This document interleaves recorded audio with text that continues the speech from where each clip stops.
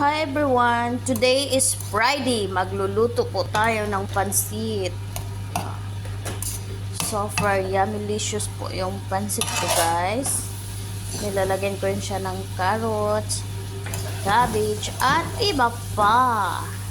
Yan, ito po yung uulamin namin mamaya. Kasi wala po kaming magawa, kaya luto tayo ng pansit na masarap. See, diba? Parang nasa Pinas lang din. So, nakalungsong kasi kami, guys, kaya nakabili ng pansit, charot.